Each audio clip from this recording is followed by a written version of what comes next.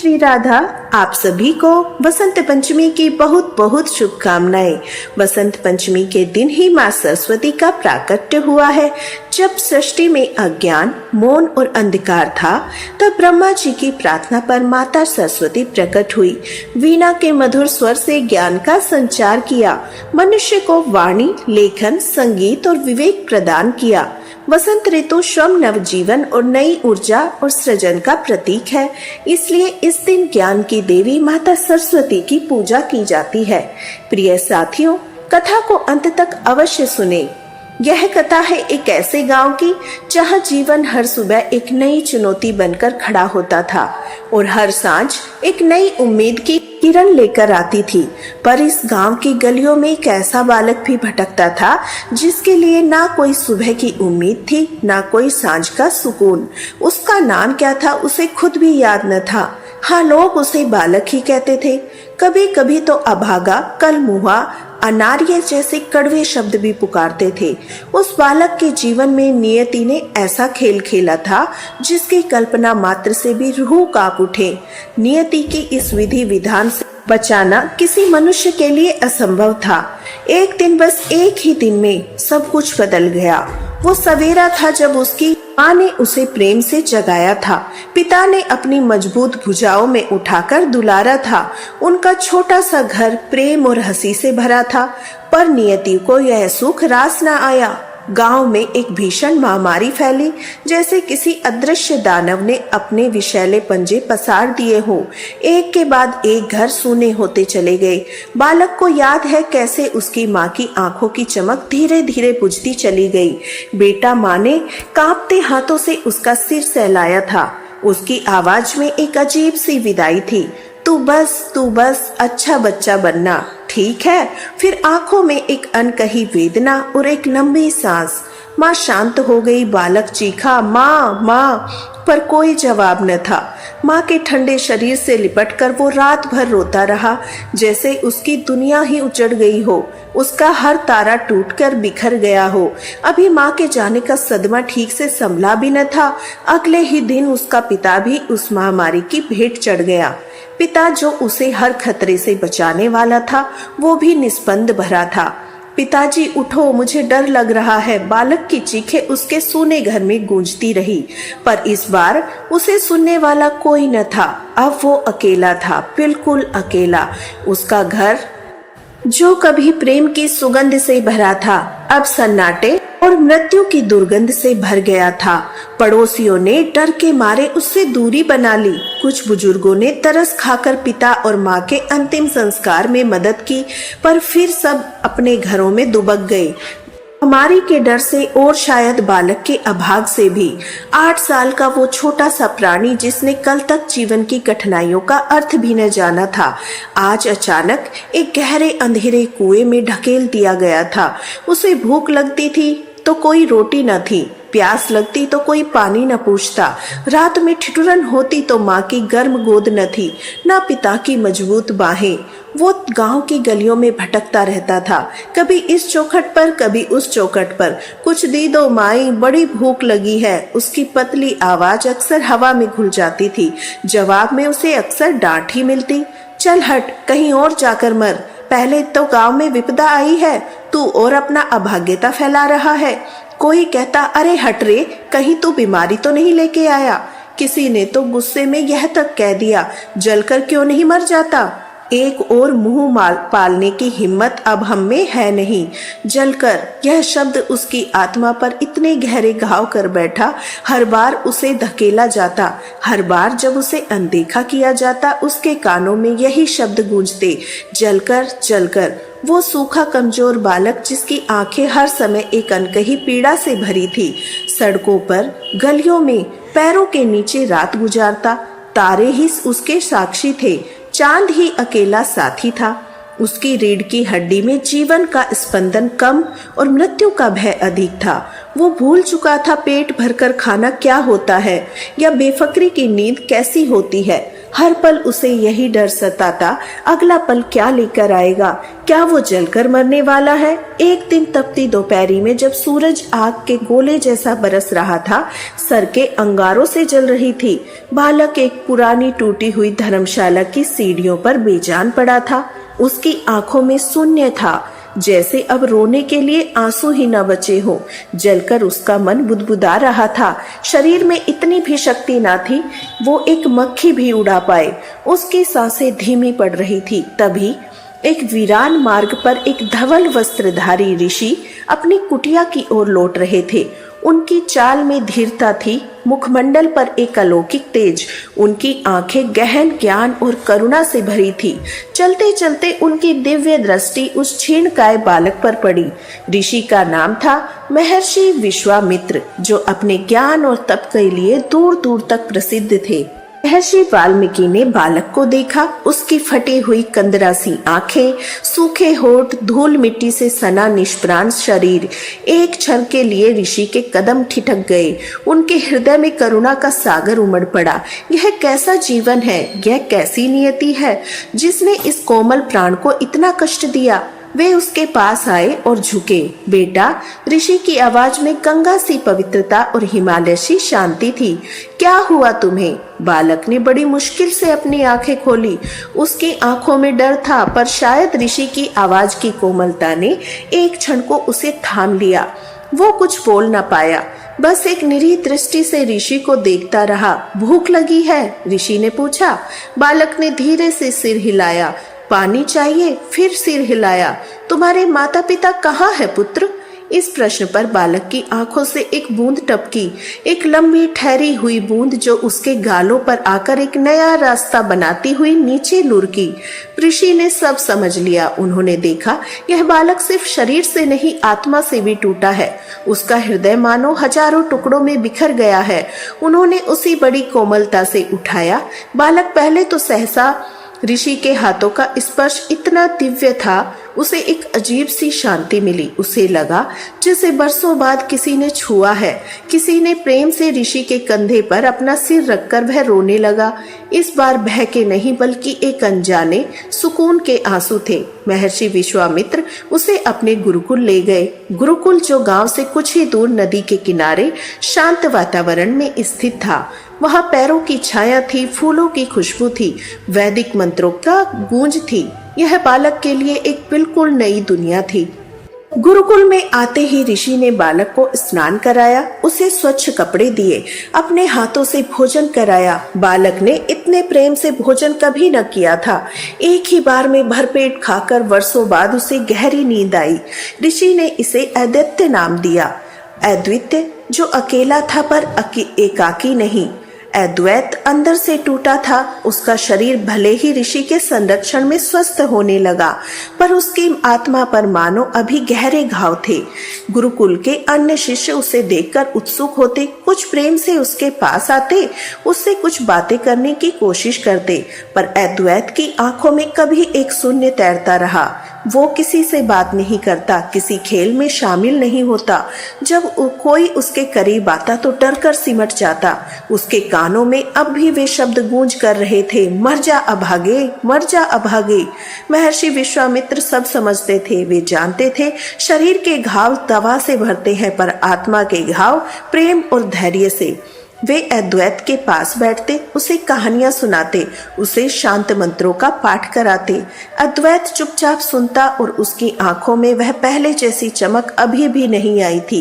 दिन बीतते गए, सप्ताह बीतते गए। अद्वैत गुरुकुल के जीवन से थोड़ा परिचित तो हो गया था, पर घुल मिल नहीं पाया था।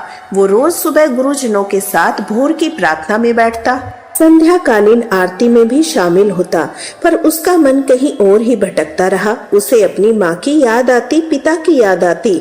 उसे लगता वो यहीं पर है, उसका अपना कोई नहीं, वो अनाथ है। अनाथ, यह शब्द उसके दिल में एक तीखे कांटे सा चुभता था। ऋषि उसे कभी कभी अपनी गोद में लेते, उसका सिर सहलाते। अद्वैत, वे कहते, तुम अकेले नहीं हो, यह पूरा गुरुकुल, यह प्रकृति, यह परमात्मा सब अपने हैं। पर अद्वैत की आंखों में प्रश्न था, अपना कौन?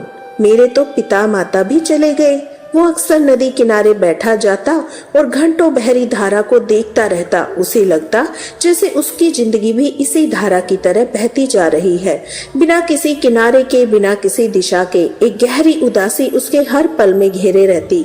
समय ने अपनी चाल चली। पतझड़ के सूखे पत्तों के बाद प्रकृति ने नई करवट ली। वसंत ऋतु का आगमन हुआ। पैरों पर नई कोमलें फूटने लगी। फूलों ने अपनी सुगंध बिखेरना शुरू किया। पक्षियों का कलरव गुरुकुल के वातावरण में एक नई ऊर्जा भर रहा था। फिर आया वसंत पंचमी का पावन पर्व। यह विद्या की देवी, ज्ञान की अधिष्ठात्री देवी माँ सरस्वती के पूजन का दिन था। गुरुकुल में विशेष तैयारियां थी। आश्रम को फूलों और आम के पत्तों से सजाया गया। ऋषि शिष्यों के चेहरों पर नई चमक थी। सभी उत्साहित थे। सुबह से ही गुरुकुल में चहल पहल थी। ऋषि और अन्य आचार्य गण पूजा की व्यवस्था कर रहे थे। एक सुंदर मंडप सजाया गया जहां महा सरस्वती की श्वेत प्रतिमा स्थापित की गई। प्रतिमा इतनी जीवंत लग रही थी मानो अभी बोल उठेगी। अद्वैत भी वहीं बैठा था अन्य शिष्यों के साथ। उसने देखा कैसे सभी शिष्य एक दूसरे से प्रेम से बातें कर रहे हैं, अपनी माताओं द्वारा भेजे गए प्रसाद की चर्चा कर रहे थे। माँ, यह शब्द उसके हृदय में कसक पैदा कर गया। उसकी माँ तो अब थी नहीं। पूजा का समय हुआ। महर्षि विश्वामित्र ने वैदिक मंत्रों का उच्चारण प्रारंभ किया। सभी शिष्य हाथ जोड़कर बैठे थे।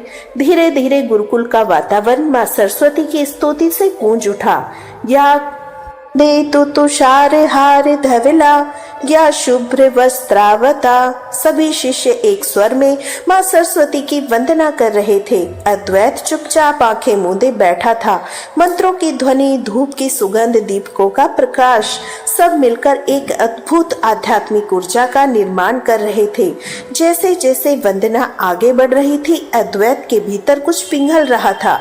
उसके भीतर की जो अंधेरी गुफा थी, जहाँ भय और निराशा का राज था, वहाँ आज एक छोटी सी लो जगमगा उठी। क्या देवी सर्वभूतेषु विद्या रूपेण संस्थिता, नमस्तस्यै नमस्तस्यै नमस्तस्यै नमो नमः। यह मंत्र, हे देवी, सभी प्राणियों में विद्या के रूप में स्थित है। उन्हें हमारा बार बार नमस्कार है। अद्वैत के कानों में अमृत सा घुल रहा था। उसे लगा जैसे कोई अदृश्य शक्ति उसके हृदय को छू रही हो। अचानक एक पल ऐसा आया जब सभी शिष्यों ने एक साथ पूरी भक्ति से गाया, हे माँ, वर दे, ज्ञान दे, सद्बुद्धि दे।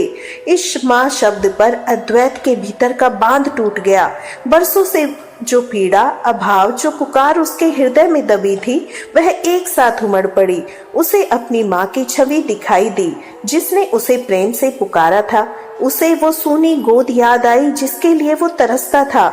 उसकी आंखें भीगी और उसके होठों से वर्षों बाद पहला शब्द निकला, एक ऐसा शब्द जो उसके हृदय की गहराइयों से आया था, जो सिर्फ एक अक्षर नहीं बल्कि प्रेम, विरह और आस्था का पूरा सागर था। उसने थरथराते हुए टूटी हुई आवाज में पुकारा, माँ। यह एक शब्द न था, यह उसके समूचे अस्तित्व की पुकार थी, उसकी आत्मा की प्रार्थना थी। उसकी आंखों से अश्रुधारा बह निकली। यह क्या? जैसे ही अद्वैत के मुख से वह पवित्र माँ शब्द निकला, ठीक उसी क्षण एक अद्भुत घटना हुई। माँ सरस्वती की प्रतिमा के चारों ओर एक अलौकिक प्रकाश जगमगा उठा। उस प्रकाश की आभा ऐसी थी जो आंखों की चकाचौंध तो करती थी, पर हृदय को परम शांति प्रदान करती थी। उस प्रकाश के बीच साक्षात माँ सरस्वती प्रकट हुई। श्वेत वस्त्रों में लिपटी, हाथों में वीणा धारण किए, मंद मंद मुस्कुराती। गुरुकुल का हर प्राणी अचंभित रह गया। उनकी आंखों में असीम करुणा थी।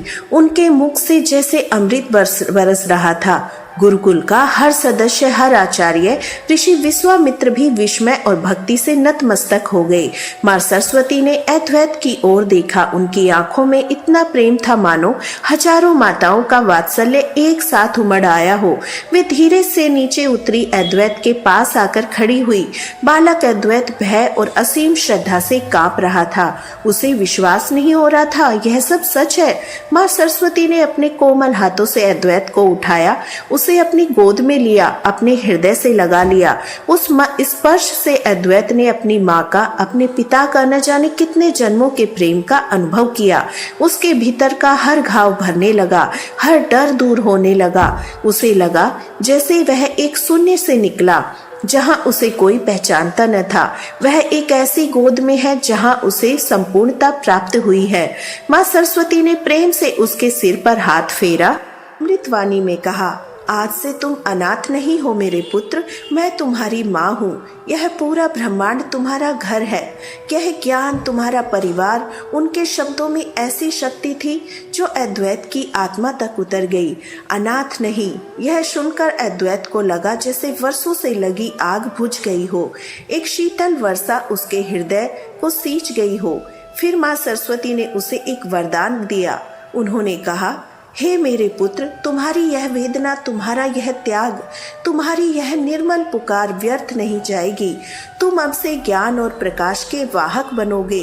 तुम्हारा जीवन दूसरों के अंधकार को दूर करेगा।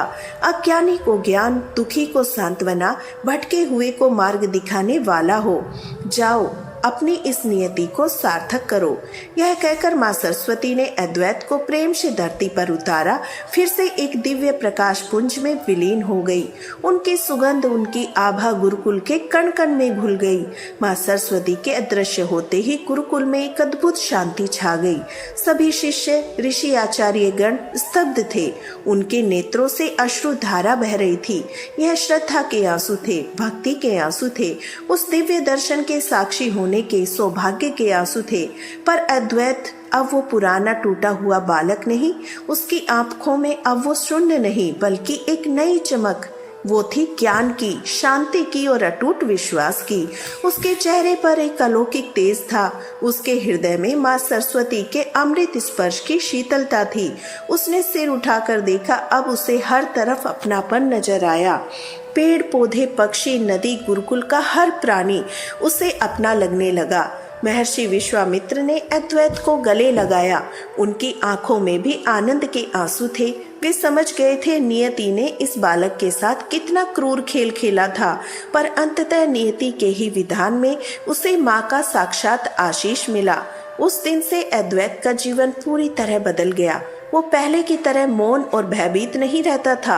अब उसे उत्साह से विद्या ग्रहण करने लगा।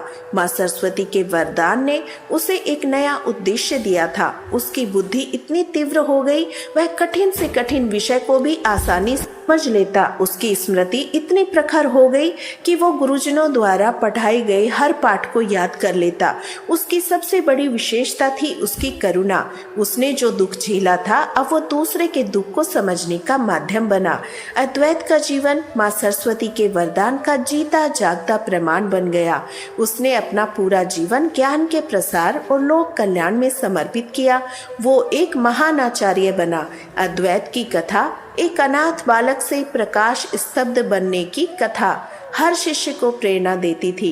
वो गुरुकुल अब सिर्फ ज्ञान का केंद्र नहीं, बल्कि आस्था, धैर्य, ईश्वर की असीम कृपा का पात्र बन गया। प्रिय साथियों, इस वीडियो में वसंत पंचमी की पावन कथा यहीं पर समापन होती है। हम कामना करते हैं माँ सरस्वती जगत की जननी की कृपा आप सभी पर बनी रहे। जय माँ सरस्वती, जय हो विद्यादायिनी। ऐसी ही भक्तिमय कथाओं के लिए हमारे चैनल श्री राधा को जरूर सब्सक्राइब करें। चैनल को लाइक जरूर करके